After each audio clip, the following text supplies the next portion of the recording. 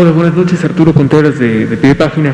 Aprovechando que está el doctor Ruy López Ridaro de Bracua, la semana pasada preguntábamos sobre la descoordinación o la falta de, digamos, acuerdos o de coordinación con las autoridades locales, ¿no? Especialmente en Jalisco, para la vacunación, y en algunos otros estados en donde la gente está teniendo que hacer filas muy largas, ¿no? Tienen que hacer esperas de hasta 2 días para vacunarse.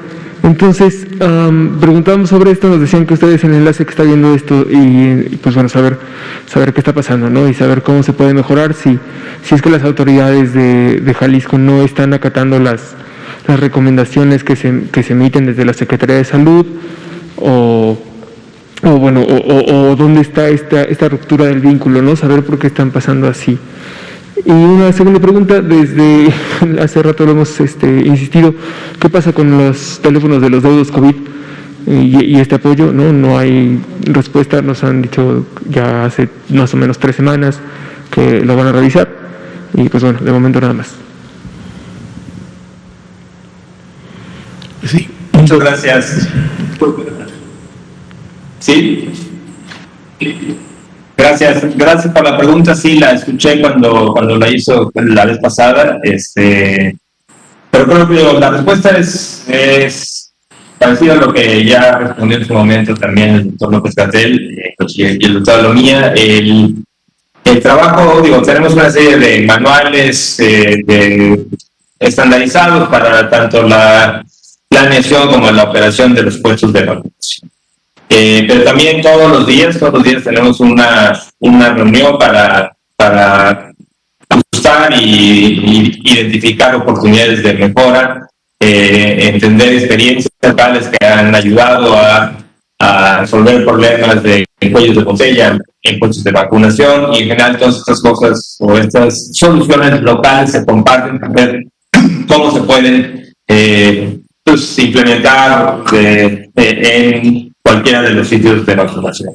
Entonces, tampoco es difícil pensar que existe un procedimiento totalmente estandarizado que funcione en todo tipo de situaciones, en todos los puestos de vacunación, en todas las realidades. Siempre van a haber y siempre hay necesidad de adaptar, de encontrar soluciones locales, y muchas veces puede tardar, o puede ser que en el primer día no se encuentren, pero entonces ya en el siguiente día se mejoran. Entonces, realmente el reporte que tenemos y después, y hablando con todas tanto los enlaces Correcaminos, los enlaces de bienestar, es que la gran mayoría de los puestos de vacunación en todas las entidades federativas están funcionando bien. Y realmente la recomendación principal es no acelerarse en la programación. Algunos de los problemas que identificamos es el que empiecen a convocar antes de tener la seguridad de que van a llegar las vacunas, porque puede ser que en el retraso del envío pues se complique ya la operación de la aplicación. Entonces eso ha sido una recomendación general de que sí es importante la programación, es importante la planeación operativa, y que si necesitan tomarse un día para esta programación operativa, es importante que se lo tomen. Específicamente en el caso de Jalisco, hemos tenido muy buena colaboración con la Secretaría de Salud, en Correcaminos y el enlace de bienestar. Están trabajando muy bien. En efecto, cuando hemos ido identificando las zonas conurbadas de Guadalajara, ahora también se inició el municipio de Guadalajara, y siempre pues cuando uno llega a los municipios grandes de alta densidad poblacional, puede ser que los sitios masivos de vacunación tengan una mayor complejidad que un puesto tradicional. Se ha también producido, y agradezco mucho el apoyo también de todo el equipo en el Estado de México, que nos ayudó a formar un manual de puestos de alta eficiencia, que también lo pueden encontrar en la página de coronavirus.gov.mx de vacunación. Y ese es el manual que también le hemos compartido a todas las entidades federativas para poder instalar puestos masivos y de alta eficiencia de vacunación. Entonces, creo que sí, creo que pueden suceder estas cosas, pero no hay así un problema sistemático en ninguna entidad, mucho menos en donde tengamos un problema recurrente o repetitivo de falta de Gracias. Muchas gracias, doctor. Doctora Alamilla. Sí, en relación a la segunda pregunta, precisamente se emitió un comunicado en relación al proceso que deben de seguir aquellas personas que a lo mejor todavía no han podido concluir con la solicitud de este apoyo a deudos. De hecho, recordar y aprovechamos para informar a la población que desea realizar este trámite, que cuenta con un año completo para poder llevarlo a cabo. Obviamente, mientras antes pueda integrar la documentación que se requiere, antes podrá ser en su momento dada una respuesta favorable o podrá seguir integrando la información correspondiente, ¿no? De hecho, el último corte que se refiere en este comunicado, recordando que fue a partir del 2 de diciembre del año pasado, en que empezó el proceso de registro, y haciendo un corte el 22 de marzo, se reportan una recepción de solicitudes de 211.840, de las cuales ya 85.496 han sido aprobadas, y dado que cumplieron satisfactoriamente con la entrega de todos los documentos, se están revisando 26.472, y bueno, el saldo restante son solicitudes que se han rechazado, pero reiteramos, las personas tienen todavía un año de plazo para poder corregir o complementar la información que se les haya pedido, y toda la información y todo el trámite se puede continuar realizando en la página oficial ya comentada, www.deudoscovid.gov.mx, y ahí también obviamente hay enlaces y tramos de comunicación para poder resolver algunas otras dudas. Sí, muy bien, por favor. Gracias. Buenas noches, Liliana Noble de Pulso Saludable. Doctor Gatell, quisiera que nos pudiera ayudar, si nos puede comentar exactamente si ya va a haber reapertura de las escuelas de esta forma escalonada, a partir de cuándo, si nos puede platicar un poquito cómo va a ser esta forma escalonada. Y también nos comenta gente que por ahí hay algunos maestros que todavía no han sido vacunados allá en Campeche. ¿Qué va a pasar con ellos si ya esta próxima apertura se encuentra dispuesta por ustedes, las autoridades? Y tengo una pregunta adicional para el doctor López Ridaura y otra para el doctor Alamilla. Gracias. Gracias, Liliana, no me puso saludable, con mucho gusto. Sobre la apertura de escuelas, el Consejo Educativo Nacional, que preside la Secretaría de Educación, como decía, tuvo un muy jugoso, muy enriquecedor intercambio de puntos de vista técnicos. Por cierto, felicito a las y los secretarios de Educación Pública del país por el nivel tan elevado que tienen en sus conceptos, en su responsabilidad, en el ejercicio de su responsabilidad y en la oportunidad y calidad de sus propuestas técnicas, también las que atañen al campo de la salud y la protección de las personas. Lo que ocurrió llevó a una decisión general de seguir trabajando con el Estado de Campeche, con el gobierno de Campeche, en un plan que elaboró el propio gobierno de Campeche y que nos fue presentado ayer en una reunión de trabajo, ayer por la noche. El plan considera etapas muy bien definidas, se han identificado ya incluso poblados cuyas escuelas podrían empezar a abrir en una primera fase, seguidas de unas fases posteriores, las condiciones que se necesitan para que estas escuelas abran. Y estas condiciones surgen de un documento que elaboramos conjuntamente la Secretaría de Educación Pública y la Secretaría de Salud desde hace más de un año. Esto es importante que la población lo tenga presente. El 14 de marzo de 2020, cuando se tomó la decisión por parte del Consejo Educativo Nacional de cerrar las escuelas, temporalmente las escuelas, ese mismo día ya teníamos listo un documento técnico que en su momento fue elaborado principalmente por los subsecretarios y el secretario de Educación Pública, y en el que contribuyó posteriormente la Secretaría de Salud, pero ya desde el año pasado. Es decir, teníamos la llave de salida, las condiciones técnicas en las que se pueden abrir las escuelas. Ese documento sigue siendo vigente, con algunos pequeños ajustes derivados del aprendizaje que se ha tenido de la epidemia, y es con base en ese documento que está trabajando el gobierno de Campeche para este regreso gradual y ordenado.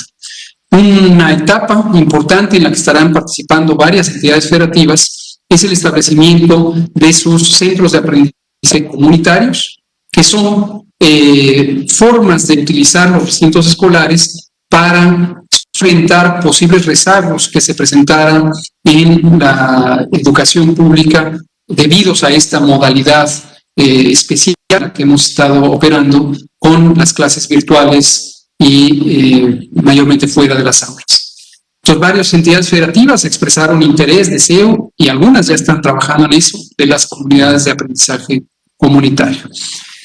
Sobre fechas específicas de otras entidades federativas diferentes a Campeche, en general, el Consejo de Educativos pidió una opinión técnica y la dimos, y es la siguiente: tratar de no abrir inmediatamente después de la Semana Santa, porque la Semana Santa implica la posibilidad de que las personas que se desplacen territorialmente hacia otras regiones pudieran tener contagios, ya sea llevar el contagio o traerlo consigo, y entonces que en el momento en que regresan a su sitio de residencia pudieran contagiar. Si se abren las escuelas inmediatamente después de la Semana Santa, es altamente probable que habría reactivación de la epidemia. Entonces hay que diferirlo por lo menos un par de semanas, es 2 periodos de incubación del virus. Y conforme el semáforo de riesgo COVID vaya pasando a verde, entonces las entidades estarán activando ya sus preparaciones, sus protocolos de preparación al respecto. Entonces, se tiene toda la mecánica, pero las fechas específicas dependen de la realidad epidémica. No queremos forzar por una decisión administrativa la apertura, esta depende de la realidad epidémica de las entidades.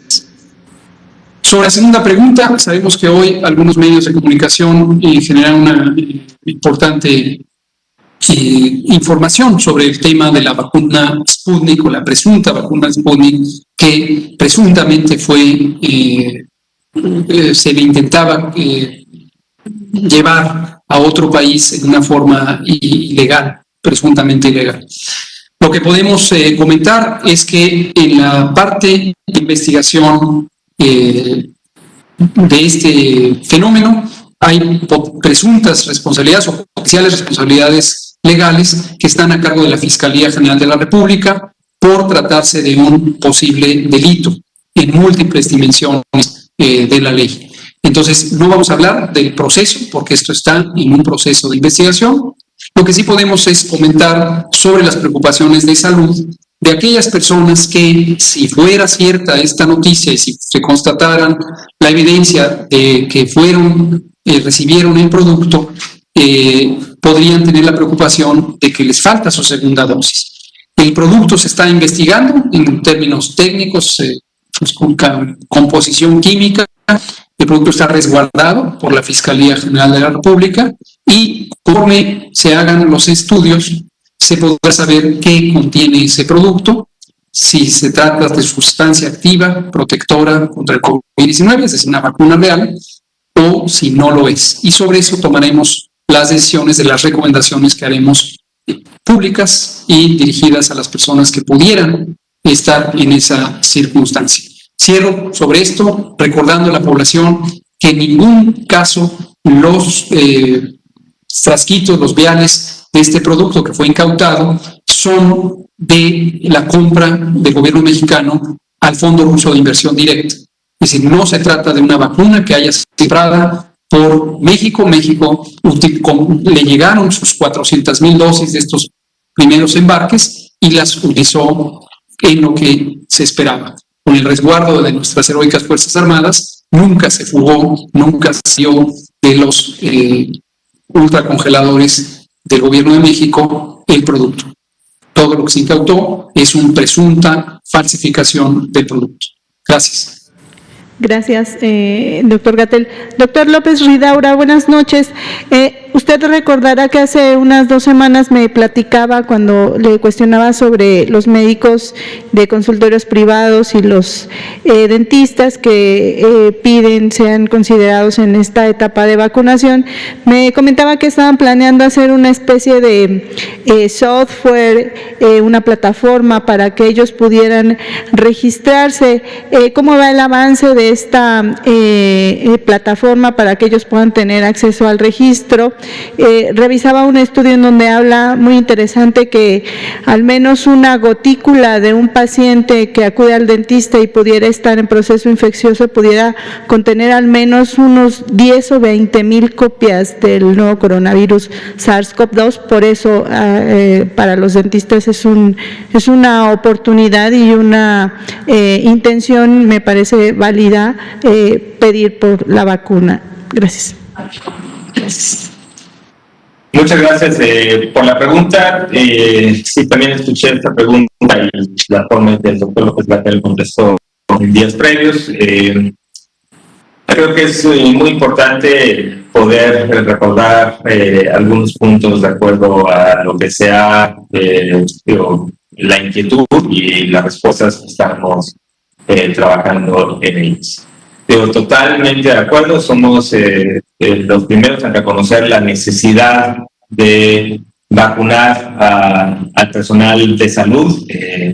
Recuerden que hemos dividido al personal de salud en una primera línea, que son los que directamente están tratando pacientes con sospecha o con confirmación de COVID, tanto en el nivel como en todo el primer nivel de atención. Y los de segunda línea son los que en general están en contacto con pacientes, pero que no tienen sospecha del COVID, y por eso se les ha puesto en esta segunda línea de prioridad, pero igualmente prioridad.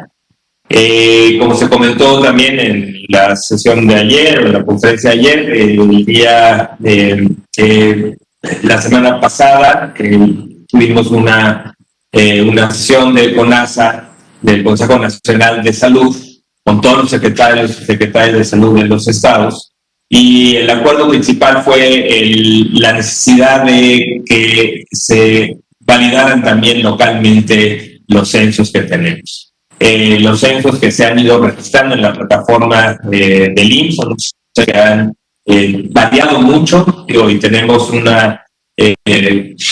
instituciones o hospitales o unidades que de manera responsable han podido clasificar bien al personal de salud. En otras secciones vemos que como personal de salud de segunda línea también están incluyéndose personal administrativo que no tiene contacto de pacientes, no tiene en general o no tiene mayor riesgo de infección que la población general. Y eso es lo que esa es un poco la idea de manejar los censos nominales, era precisamente evitar que, de acuerdo a una probabilidad o un supuesto el grupo prioritario, empezamos a vacunar a personas que están en un nivel de prioridad diferente, considerando que a toda la población se va a vacunar, pero que no podría estar desplazando vacunas del grupo de mayor prioridad, que es el de adultos mayores por los altos índices de mortalidad. Entonces, el acuerdo, más que una plataforma, se acordó que las secretarías de salud de los estados también tenían la necesidad y la responsabilidad de validar los censos de personal de salud que trabaja en el ámbito privado y que no trabaja en el público en general están ya más validados, más completos, pero sí les pedimos a cada uno de los secretarios y secretarias que con base en la información local, colegios locales, profesionales de las diferentes profesiones que definan a ese gran grupo del denominado personal de salud, que recabaran los censos, se validaran para poderlo tener en ese censo general que está coordinando el IMSS, y así poder ir cubriendo paulatinamente y progresivamente, junto con la vacunación de adultos mayores, la vacunación en este personal de segunda línea. Entonces, en eso estamos trabajando, ya se capacitó también a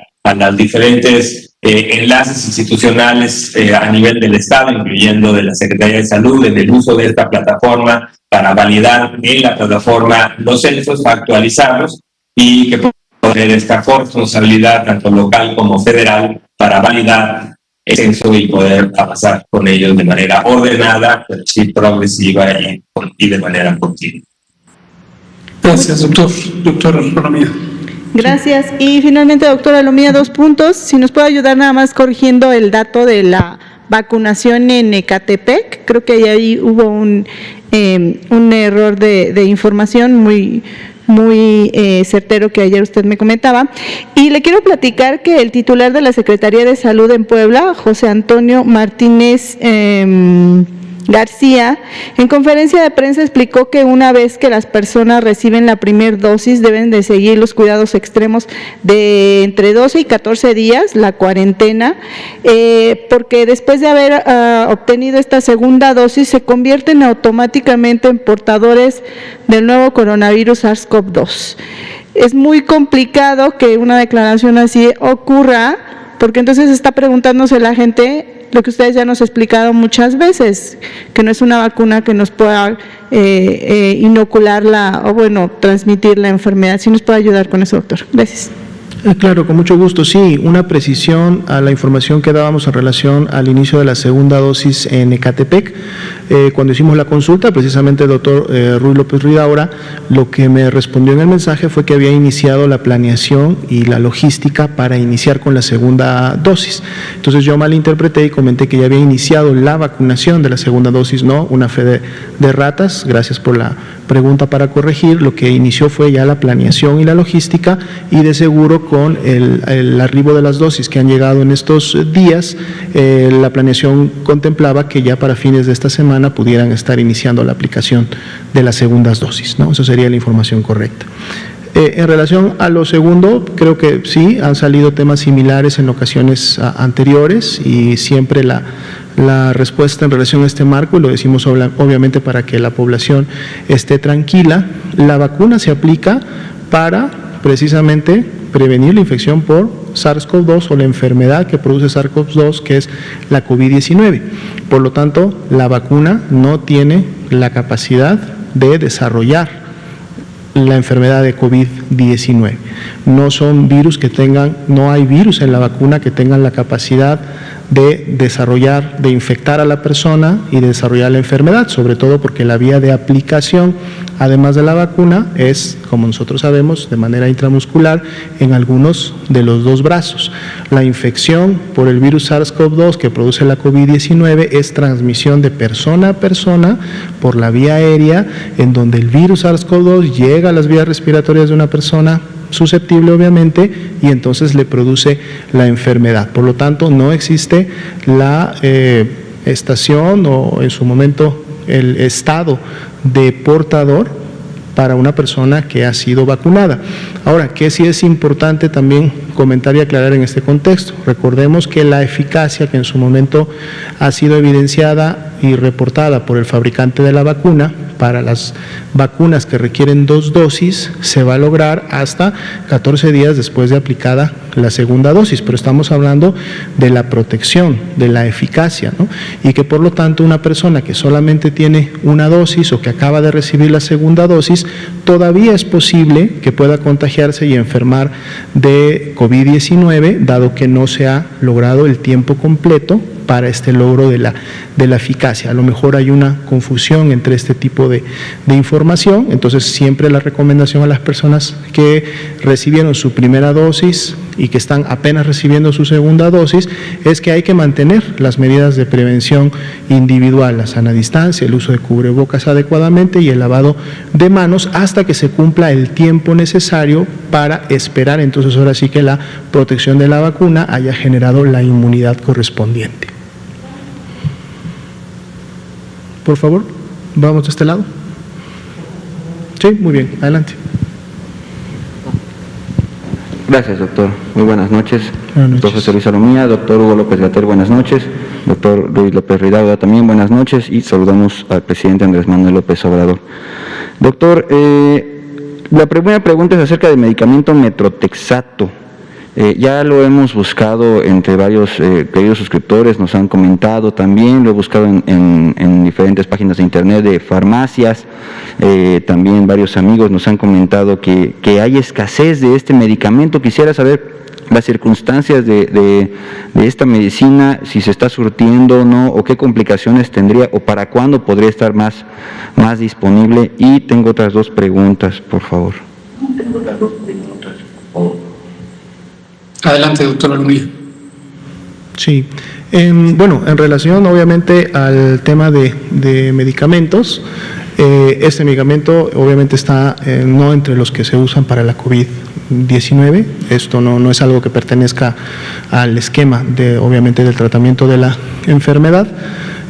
Podemos revisar si lo que ha estado usted percibiendo en redes pudiera realmente representar una realidad. Vamos a pedir el dato de la existencia, la disponibilidad tanto en el medio institucional como privado de este medicamento, que está obviamente más enfocado al tratamiento de pacientes con algún tipo de cáncer. Entonces podemos traer la información para en su momento corroborar o dar los datos oficiales.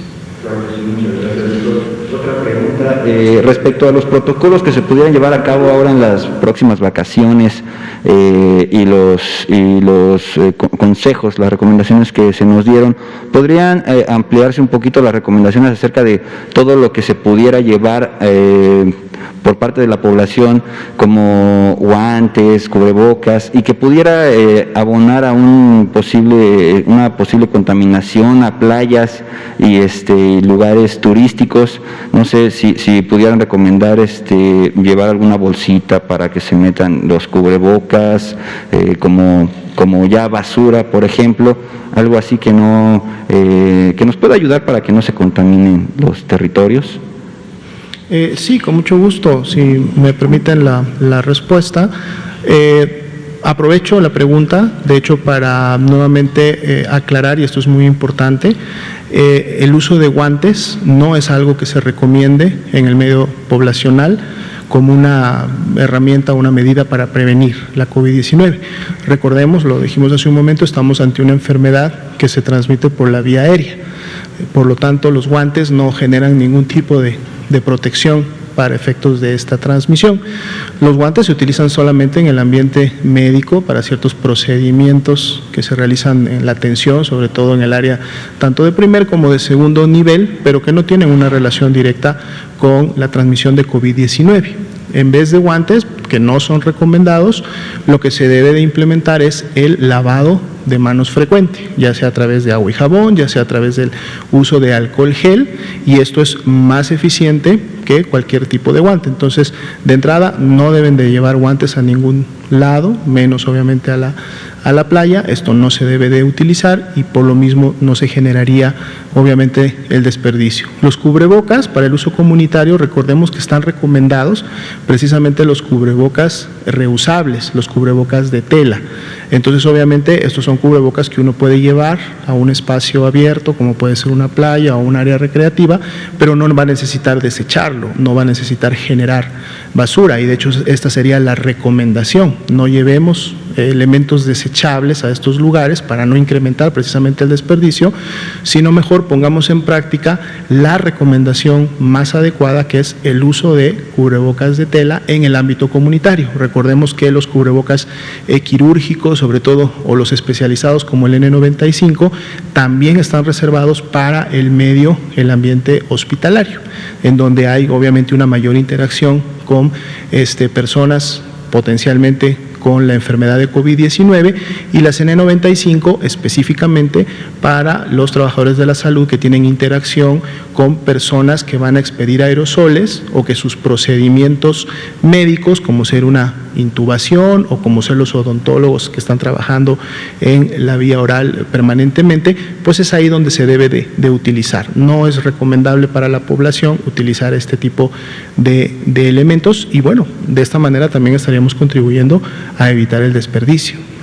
Claro que sí. Y una última, doctor, respecto a, por ejemplo, la vacunación en el municipio de Chimalhuacán, Nos habían comentado varios suscriptores, queridos suscriptores, que se pide dentro de los requerimientos y los documentos que se pueden llevar, copia del INE.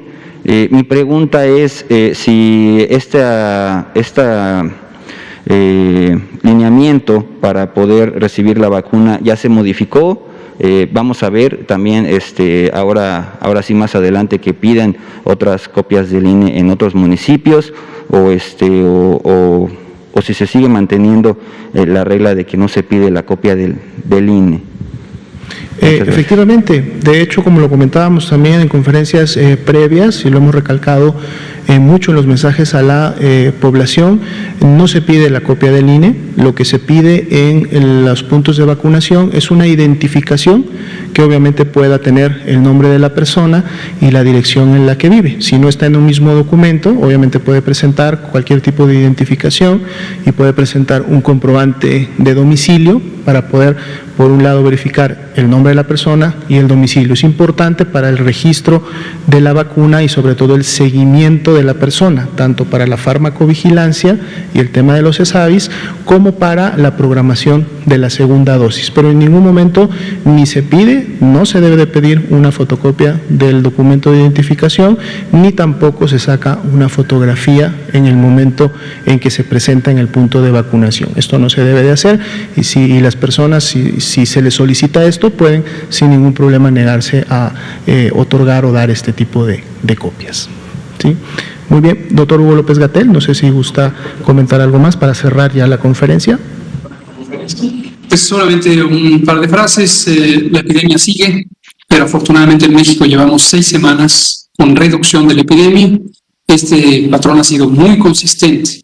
Sin embargo, no debemos confiarnos en todo momento, como lo hemos dicho siempre, mientras exista circulación del virus SARS-CoV-2, mientras exista la epidemia activa de COVID-19 en cualquier parte del mundo, todas las naciones estamos en la posibilidad de que haya un cambio y empecemos a tener una siguiente ola. No queremos una tercera ola, hay que mantener las medidas de prevención de sana distancia.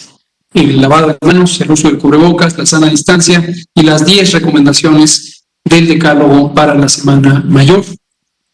Mientras, seguiremos con la vacunación. Llevamos más de 6.100.000 dosis y seguiremos próximamente de una manera mucho más acelerada con la vacuna que vaya llegando, que tenemos a las 10.000 brigadas Correcaminos y la posibilidad de ponerla de manera inmediata. Muchas gracias, nos vemos mañana. Muy buenas noches, doctor López-Gatell, doctor López Ridaura, todas las personas aquí. Seguimos mañana con más información. Buenas noches.